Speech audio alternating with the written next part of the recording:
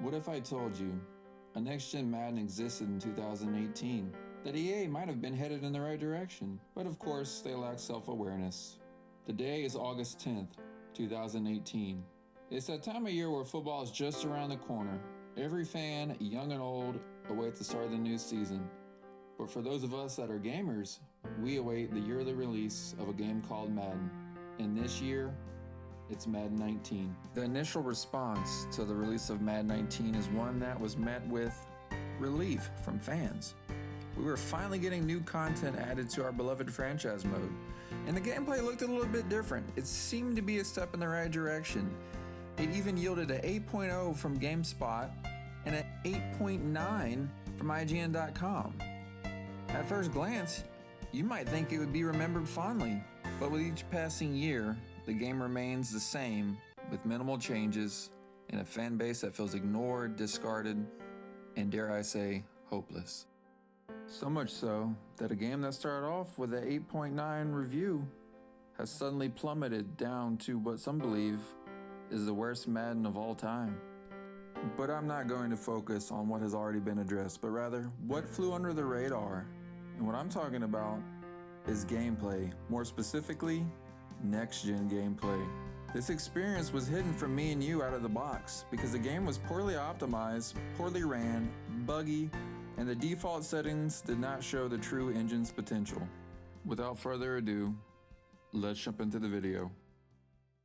A quick disclaimer, what I'm about to show you later will not fix every issue, but it will certainly help the gameplay look better and feel better from a user standpoint. Now, what you're seeing right here on this screen is a typical default setting experience, anywhere from Pro to all Madden, depending on your skill level.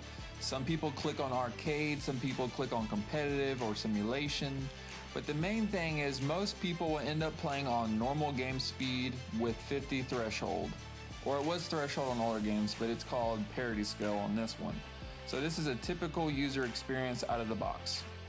So what I'd like to draw your attention to while we watch these together is the overall player movement speed, the animation speed, and the lack of what seems to be momentum.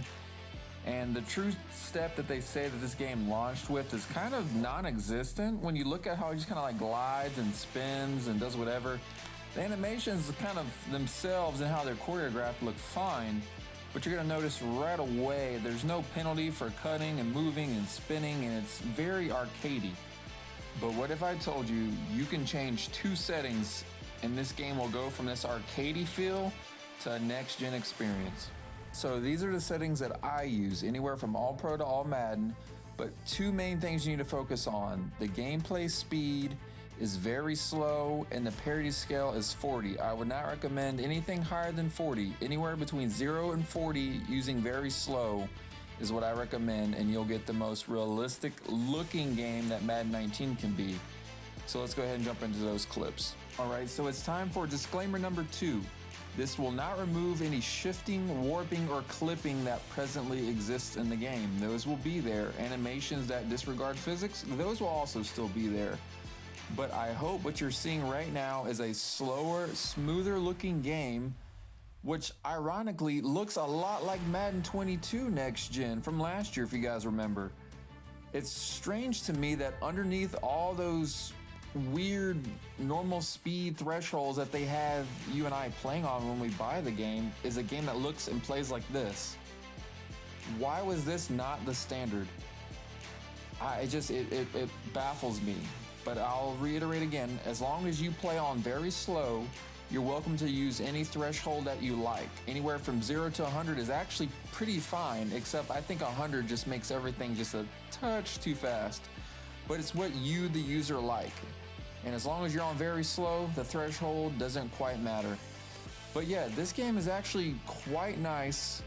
And again, it doesn't remove all the legacy issues that everyone hates. But if you find yourself back on Madden 19, try these settings and see if you agree that this game was secretly a next-gen experience, but because of EA's lack of awareness, they really dropped the ball. But anyway, guys, thanks for watching the video. I'll see you guys next time. God bless you. Loves you. Elvis the Great, out.